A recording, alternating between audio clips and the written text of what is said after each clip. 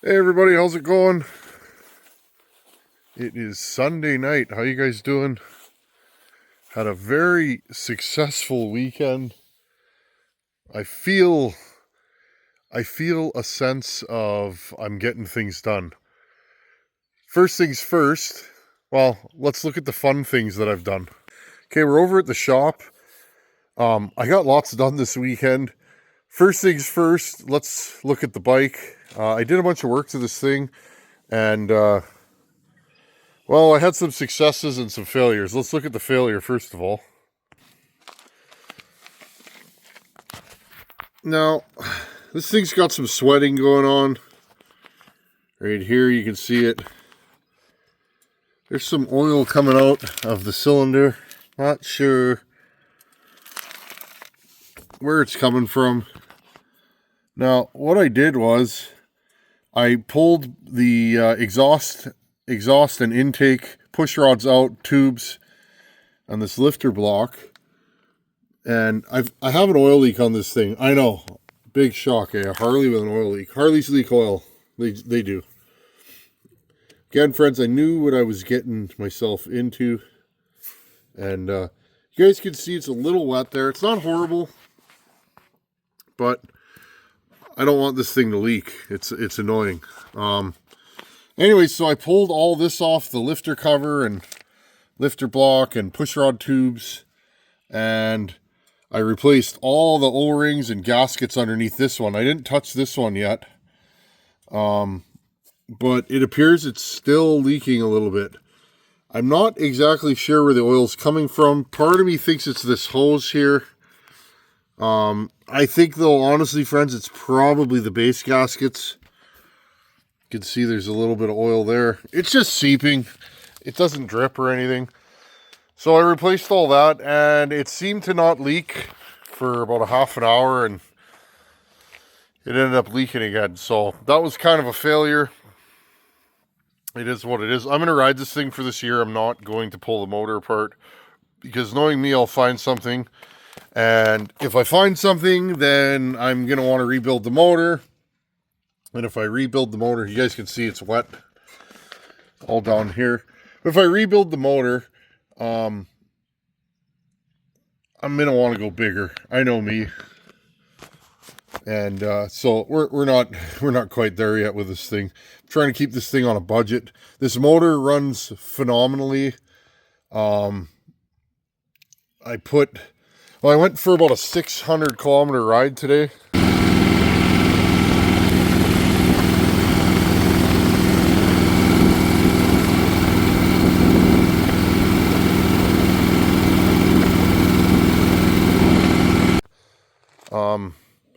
I have lots to do, but I decided, you know what? I have the time today. I'm gonna go take a ride. So I put 600 kilometers on this thing today, and it ran phenomenally. I took my time going. Coming back, I was really burning the fuel, but this thing's phenomenal. That 6-speed, friends, makes this bike so much nicer to ride at higher speeds. And everything else of the bike is perfect. It runs like a Swiss watch. Now, another thing that I did today is, or yesterday, part of the whole performance bagger thing, the brakes on this bike were horrendous. So I ordered 2 wave rotors for this thing. You can see they're a little discolored. They're starting to break in. And I put these on with the stock calipers. And I do have a set of Tokiko GSXR calipers that the idea is I'm going to run a bracket and mount sport bike calipers to this thing down the road. I'm not going to do that yet. And along with that, I would like to rebuild the forks, put some progressive springs. But anyhow, I put these on here. The difference in braking is like night and day. 2 fingers, I can pull it, and actually this thing wants to stop with the front brakes. The original OEM rotors had a big lip here. They squeaked, and I took my wife for a ride, and after doing that, I was like, eugh. This thing, the front brakes were horrible. They had no power, and then they would just grab. So I did that. Absolute win. And I mean, look at those, friends. Excuse me, they look incredible. And then another thing I did, I put a seat that's very similar to a Saddlemen Step Up. This is a gel seat. I got it for a really good price, and I think it looks phenomenal. I'll just pan you guys back here. You guys can see the boxes that it came in. So yeah, this thing, well, it's starting to look like a performance bagger. And 600 kilometers on this seat today. So that's like 400 miles, 400 and change. Absolutely comfortable. I like the hump in the back there. So got all that done. Kind of sad that it's still leaking. I will have to pull the top end off of this down the road. But like I said, I'm probably not going to do that until winter. Because if I find anything wrong, I'm not going to put it back together. I'll end up rebuilding the motor again. Who knows though? Like I said, this motor is strong. It's got lots of compression. It starts at idles. And I'd like to keep running this 98-inch build for as long as possible. I will say though, whoever built this motor built it to be a race motor. This thing's very, it's kind of lazy down low. It's not begging to be ridden hard until you give it throttle. This thing makes a lot of power in the mid-range and the top. So when I first rode it, I was like, geez, this thing's not super fast for a 98-inch build with, I think this is 110 horse and 115 foot-pounds is what the guy was telling me. But when you get on the throttle and let this thing rev, whew, it goes. But anyhow, I got that done today. And then here's the next thing. Oh, and friends, I moved some more dirt with this. A couple of you guys were asking. Somebody was saying to carve these, that they're basically slicks. They're actually pretty grippy. In fact, these are way grippier than my pneumatic tires, believe it or not. I'm actually finding that those bite way harder in the dirt. The lugs are about twice as high. This thing's less bumpy with these on it, and I think it's because they weigh way more. This machine used to rock and tip a lot. It's way better with these tires. So I moved a bunch of dirt this weekend. The pile's getting smaller. Then we're going to rig up. I got a couple of harrows that I can drag behind my mower. 2100 cylinder is pretty much done. I got to clean it and go over the chamfers one more time. I'll run a hone through it on video for you guys this week, and then we can start throwing this saw back together. Once this saw's together, I'm going to start porting some cylinders. I got Ryan at Wolf Creek to send me some cylinders. They should be here in a week or so. And I'm going to port some cylinders, and I'm going to bring some pre-ported cylinders to Buckenstock. Some 372, some 272 cylinders, and I think I'm going to do an 046. If I have time, friends, as many as I can get ported. But that's the idea. Anyways, we're going to get this back together, and this saw will be at Buckenstock. We can run it there. So, very productive weekend. I'm getting stuff done. Okay, guys, as the sun's going down, I'm going to do a question of the day at the end of the video. Fella reached out to me wanting to know what I think. And anyways, it's a good topic. It's about a saw. Should you just rebuild it or try and fix it up?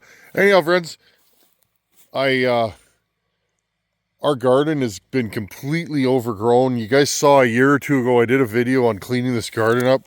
We didn't end up using it with having my wife being pregnant and then having a baby. We've kind of gotten away from gardening, and we really want to get back into it. So this thing, well, I'll show you guys. This thing had, well, all that. I pulled all that out last night. There was about 1,000 of these,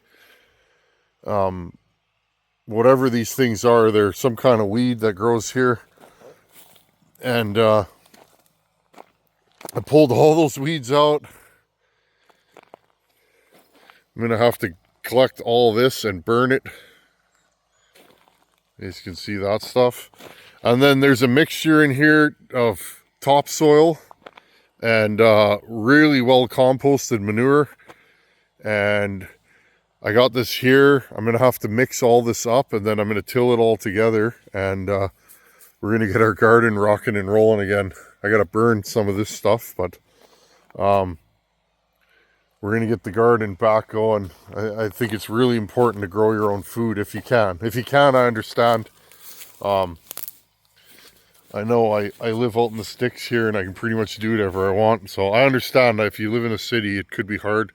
But I mean, you could get planters and grow your own food. But anyways, here's the garden. It's 25 by 30, somewhere around there. Not the biggest garden, not the smallest, but this is where we're at. And then I'm still working on this planter. That was actually a cover.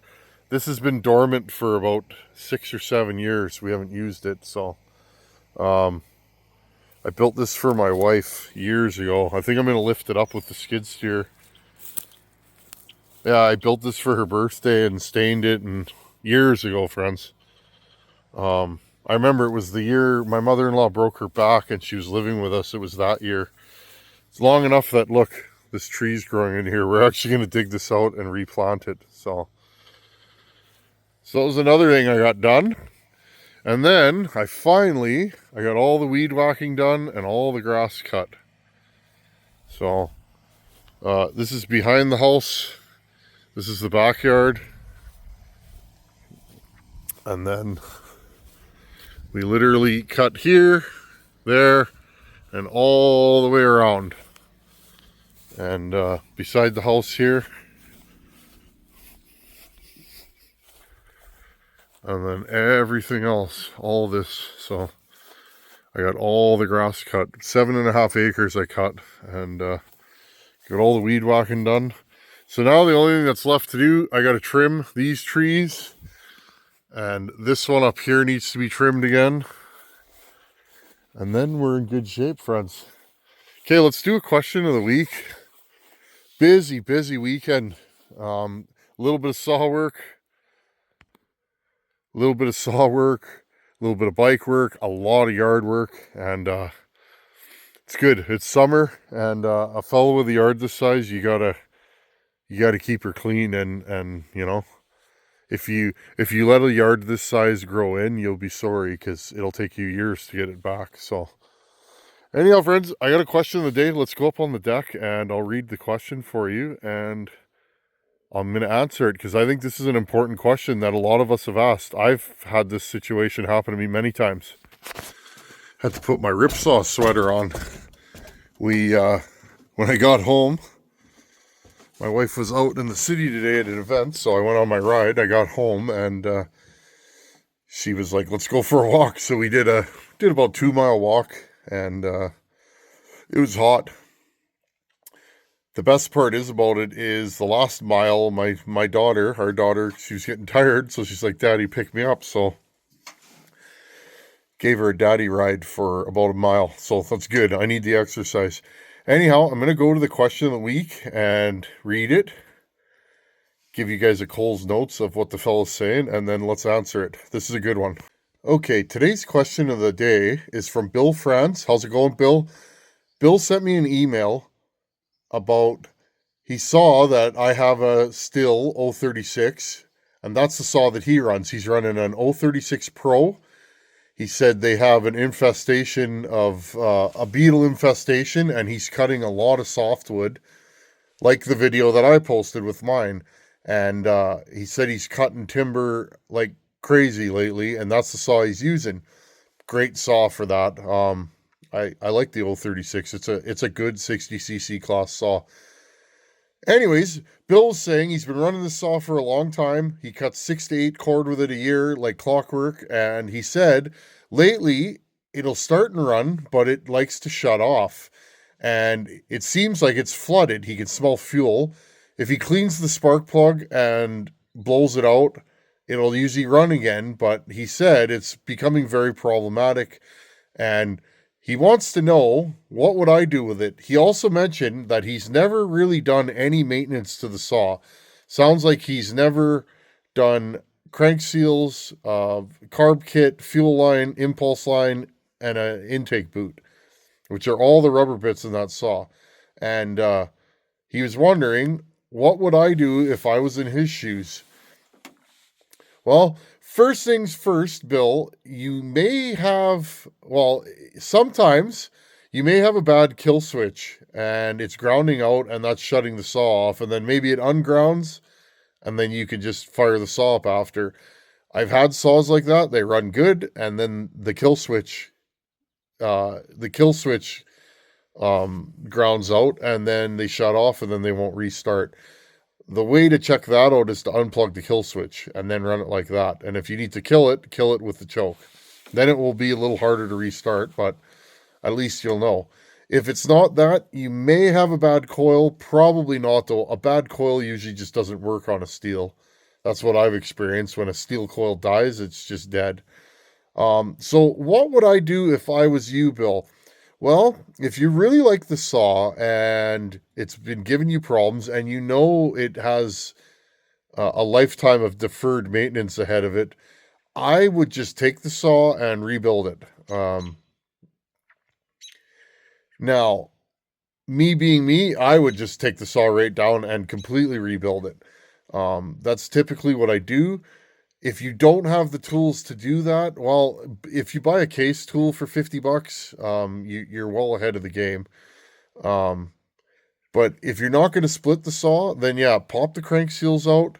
Have a look at the bearings, Bill. Make sure that the bearings are clean. If they're gritty and look like they're rusty or black in any way, I would probably split the saw. Let's say the bearings look good, everything feels good. It wouldn't hurt to redo the crank bearings, put in a new impulse line, fuel line, filter, carb kit, intake boot. I would do all those things. If the saw is really nice, go OEM. Go to your Stihl dealer. You can probably still buy all those parts from Stihl. It will cost you a few bucks, but they will fit. I find because Stihls have proprietary parts on them, like the fuel lines, I find the aftermarket fuel lines don't work well. Some do, but a lot of them don't. Intake boots, I've had really good luck with the highway intake boots from Wolf Creek. I believe they're highway. Yeah, I think they are. Carb kits, aftermarket carb kits, I've never had a problem with them. So you can buy a $5 aftermarket carb kit. And same thing with crank seals. Aftermarket crank seals are fine. And so really, I would go to Stihl and buy the OEM fuel filter and the OEM impulse line. Those would be the two things that I would go to the dealer for. And just run through the saw. And what you'll probably find, if you haven't hurt the piston and the rings, it'll probably be fine. If you keep running it the way it is and there is an issue, well, you'll probably blow the saw up, Bill. So I would recommend take the saw to service and go through the saw.